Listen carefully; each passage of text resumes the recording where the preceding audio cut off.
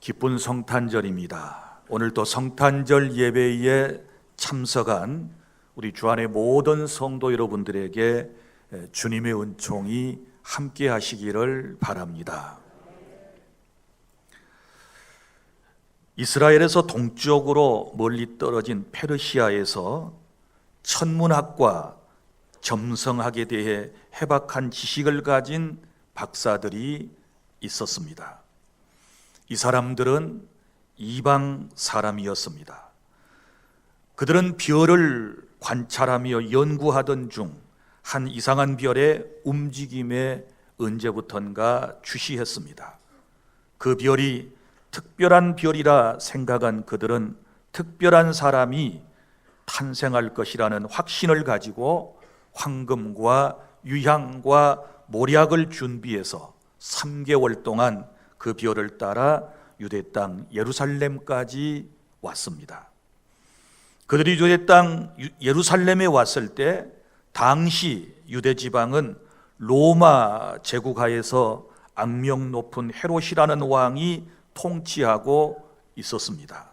역사에 보면 헤롯 왕이 BC 4년에 죽었으니 헤롯이 죽기 전 BC 4년경에 예수님께서 베들레헴에서 탄생하신 것입니다. 페르시아에서 먼 길을 온 동방 박사들은 유대인의 왕으로 나신 이가 어디 계십니까? 우리가 동방에서 그의 별을 보고 그에게 경배하러 왔습니다 라고 하자 헤롯 왕과 온 예루살렘이 소동했습니다. 이때 헤롯 왕은 매우 당혹스러웠습니다. 그러나 자신의 마음을 숨기고 모든 대제사장과 백성들의 서기관들을 모아 그리스도가 어디에 나겠느냐라고 물었습니다. 그때 그들이 대답했습니다. 유대 베들레헴이라고 하는 동네입니다. 보십시오. 선지자들이 이렇게 기록해 놓았습니다. 그러면서 미가서 5장 2절 말씀을 들려주었습니다. 유대 땅 베들레헴아, 너는 유대 고을 중에서 가장 작지 아니하도다. 내게서 한 다스리는 자가 나와서 내 백성 이스라엘의 목자가 되리라고 한 그 예언의 말씀을 들려주었습니다. 그 소리를 들은 헤롯은 동방 박사들을 조용히 불렀습니다. 그리고 별이 처음 나타난 때를 자세히 묻고 박사들을 베들레헴으로 보내며 이렇게 말했습니다.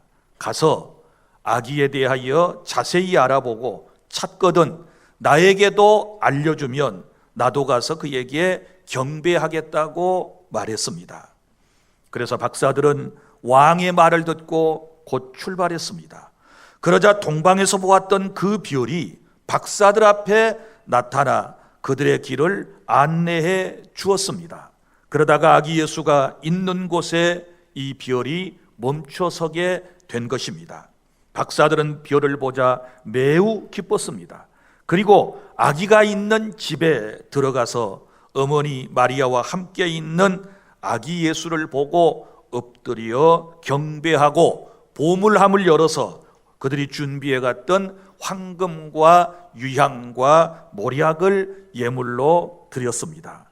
그리고서는 그들은 꿈에 헤롯에게 돌아가지 말라는 명령을 받고 다른 길로 자기들의 고국에 돌아갔다라고 하는 것이 오늘 본문에 기록된 말씀입니다. 자, 오늘 베들레헴에 탄생하신 아기 예수님이 우리의 구주이시고 그리스도의 탄생이 오늘 저와 여러분들에게 어떤 의미를 주는지 말씀을 상고해 보도록 하겠습니다. 첫째, 하나님께서 나를 그리스도께로 인도해 주심에 대해서 감사하는 성탄절이 될 수 있기를 바랍니다. 자, 오늘 말씀에 보면 이방인인 동방 박사들을 이제 하나님께서 그리스도에게로 그들을 인도할 때 별을 통해서 인도해 주셨다라고 하는 것을 우리가 볼 수 있지 않습니까?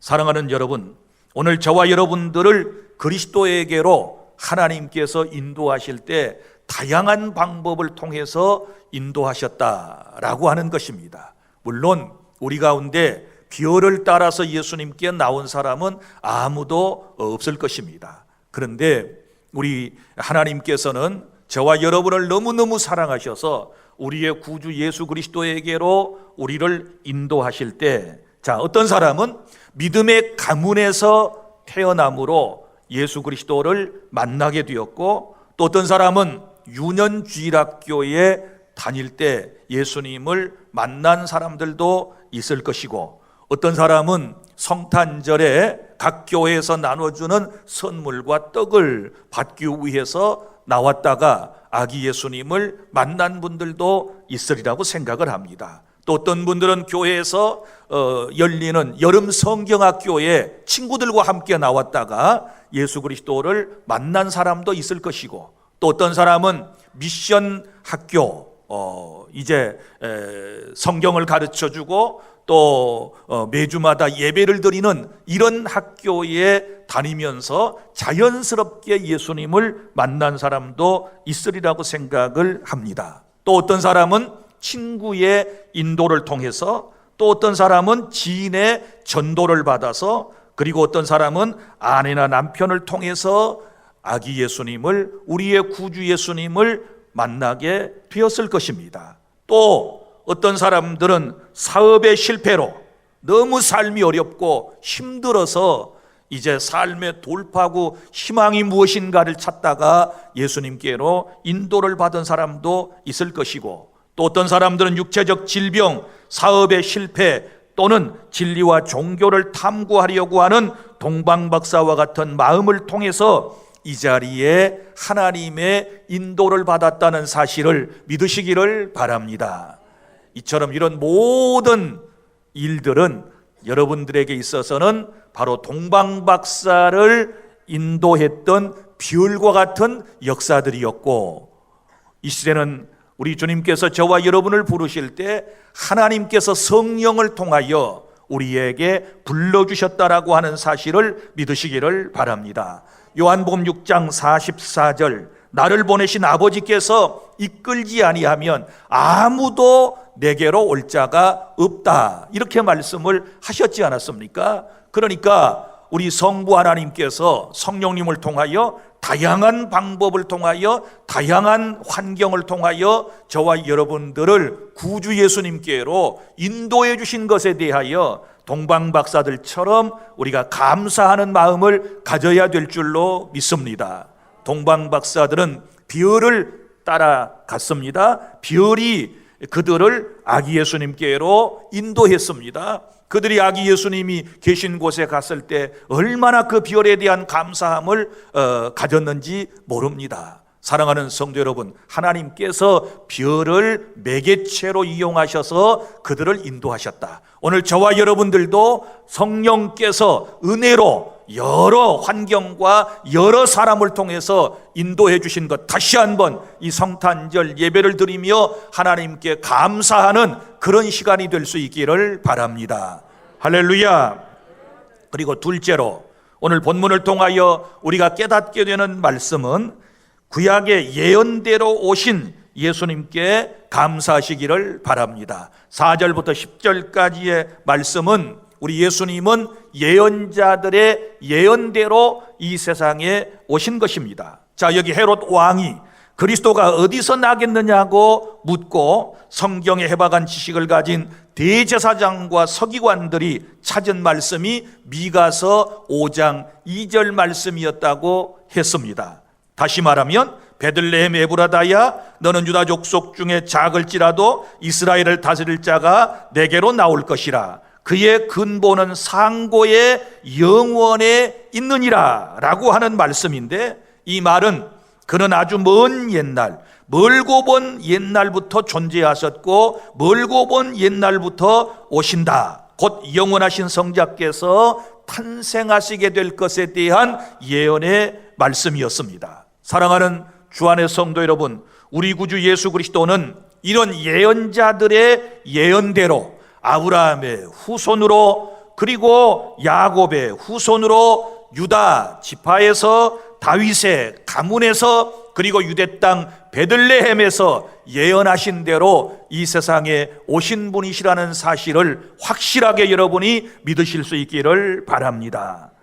셋째로, 오늘 우리가 본문을 통하여 받을 수 있는 교훈은 나를 위하여 오신 예수님께 경배해야만 하는 것입니다. 오늘 11절부터 12절까지 말씀을 보면 여기 동방박사들이 아기 예수님께로 인도함을 받고 예수님을 만나서 경배하는 그 모습을 우리가 볼 수 있거든요. 자, 먼저는 우리가 경배해야 할 예수님은 누구라고 본문에 소개되어 있습니까? 2절에 보면 유대인의 왕 이렇게 말씀을 했고, 6절에 보면 다스리는 자, 그러니까 왕은 통치자로 오시는 것이지요. 그러니까 우리의 왕이 우리를 다스리시기 위하여 하나님의 나라를 건설하고 회복하시기 위하여 예수께서 이 땅에 오셨다는 사실을 지금 말씀을 하고 있는 것 아니겠습니까? 그리고 우리가 경배해야 할 예수님은 6절에 보면 이스라엘의 목자로 오셨다 이렇게 말씀을 하셨습니다. 왕으로 오셨고, 그리고 목자로 저와 여러분들을 인도하시기 위해서 예수 그리스도께서 탄생하시게 된 것입니다. 우리의 왕이심이 목자이신 예수 그리스도는 완전하신 인성과 함께, 그리고 완전하신 신성을 가지신 전능하신 하나님, 영존하시는 왕이시니 경배를 받으시기에 합당하시다는 사실을 믿으시기를 바랍니다. 자, 그러면 우리가 이 예수님을 어떻게 경배해야 할까요? 오늘 이제 여기 나타난 동방박사들처럼 우리도 경배하기를 원하는데, 먼저는 엎드려 경배했다 이렇게 말씀을 하고 있습니다. 11절, 집에 들어가 아기와 그의 어머니 마리아가 함께 있는 것을 보고 엎드려 아기께 경배했다. 이 엎드렸다라고 하는 겸손한 마음을 의미하고 있는 것입니다. 피조물인 인간이 창조주이신 예수께 엎드려 경배하는 것은 옳은 것입니다. 여러분, 예수 그리스도는 만물을 지으신 분이십니다. 창조주이심을 믿으시기를 바랍니다. 그런데 이 창조주이신 그리스도를 경배할 때 어떻게 경배하느냐, 이게 중요한 거거든요. 엎드려서 정말 겸허한 마음을 가지고 주님을 경배했다라고 하는 것입니다. 사랑하는 성도 여러분, 우리가 경배해야 할 대상은 오직 성삼위일체 하나님이시라는 사실을 믿으시기를 바랍니다. 세상에 유명한 사람들, 성현 군자들은 우리가 존경할 대상은 되지만, 그러나 여러분, 경배의 대상은 결코 될 수가 없는 것입니다. 우리가 경배해야 할 대상은 오직 성삼위 하나님이시라는 사실을 여러분이 확고히 마음에 믿으시기를 바랍니다. 그 다음에 또한 이제 어떻게 경배해야 되느냐, 그러면 정성스러운 예물이 필요한 것입니다.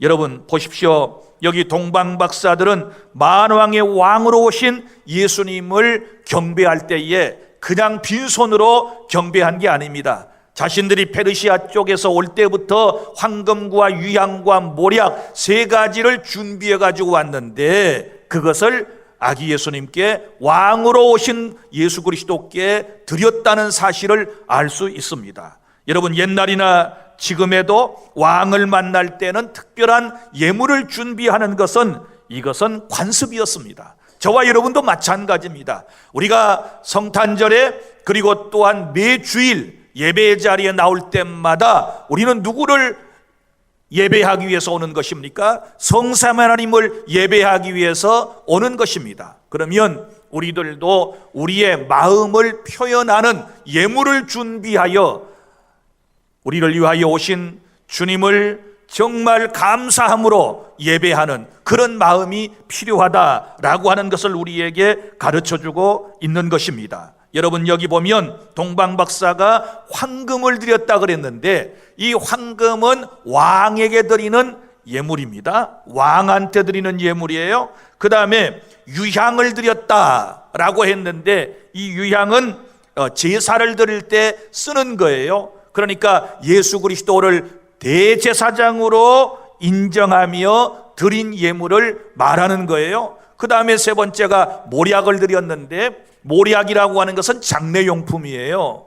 사람의 시신의 부패를 방지하기 위해서 이 몰약이라고 하는 것을 사용을 했는데, 자, 대제사장으로 오신 예수 그리스도께서 저와 여러분의 죄를 대신해서 십자가에서 피를 쏟고 죽으심으로 장사될 것까지를 생각하며 그리스도의 장사를 미리 예비하는 그런 마음을 가지고 몰약을 드렸다라고 하는 것입니다. 사랑하는 주 안의 성도 여러분, 여기서 중요한 것은 아주 소중한 예물을 드렸다. 어디서부터 가져왔어요? 페르시아에서부터 몇 달을 걸어왔습니까? 3달 이상을 걸어와야 했습니다. 그리고 그 귀한 것을 아기 예수님께 엎드려 경배하며 오늘 드렸다. 보배의 압을 열어 황금과 유향과 몰약을 예물로 드리니라, 이렇게 말씀을 하지 않습니까? 그러므로 우리가 성탄절, 우리가 우리의 구주 예수 그리스도를 경배할 때 필요한 것 두 가지예요. 하나는 겸손한 우리의 마음과 주님을 사랑하는 이 겸손한 마음과, 그리고 또 하나는 내 마음을 표현하는 나의 몸과 내 삶의 가장 소중한 것을 그리스도에게 드릴 수 있는 그런 저와 여러분이 되어야 될 줄로 믿으시기를 바랍니다. 이제 말씀을 맺습니다.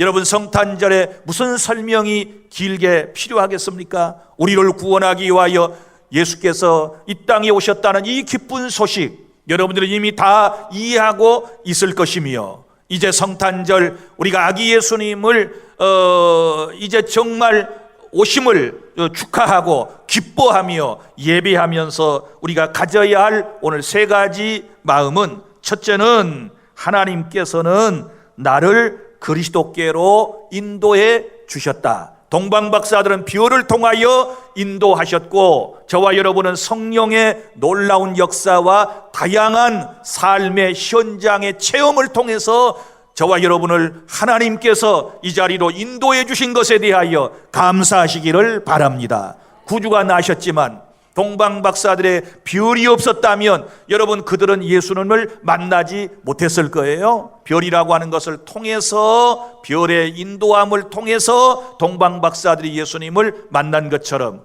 오늘 저와 여러분 하나님의 놀라운 은혜로 이 시간에 이 자리에 오게 되었다는 사실을 믿으시기를 바랍니다. 우리 구주 예수 그리스도는 또한 예언대로 오셨습니다. 예언대로 우리를 죄에서 구원하기 위하여 오셨으니 우리가 감사한 마음을 가져야 할 것입니다. 그리고 세 번째는 오신 주님을 이제부터는 우리가 경배하고 예배해야 되는데 두 가지 항상 꼭 기억하라고 말씀을 드렸습니다. 겸손한 온전한 마음과, 그리고 내 삶의 가장 귀한 것을 주님께 드려서 주님을 경배하고, 또 이 은혜에 감사해서 주의 말씀대로 우리는 살아야 하는 것입니다. 주님은 사랑과 평화와 화평과, 그리고 우리에게 모든 것을 다 주시기 위해서 오셨다면, 예수님을 믿는 저와 여러분도 주님의 마음을 가지고 어려운 이웃들을 도와주고 세상에서 평화를 우리는 항상 추구하며 우리 서로 사랑하며 이 세상을 살아야 될 줄로 믿으시기를 바랍니다. 그리고 하나님의 나라를 건설하기 위해서 주님이 오셨으니 저와 여러분도 이 복음을 온 세상 사람들에게 증거해서 하나님을 기쁘시게 하고 하나님의 나라를 확장해 나가는 그런 주 안의 모든 성도 여러분들이 다 되시기를 바랍니다. 오늘 엎드려 경배하며 모든 영광은 저와 여러분을 위해서 오신 예수 그리스도께 돌려드리는 복된 성탄이 되시기를 바랍니다. 기도하겠습니다.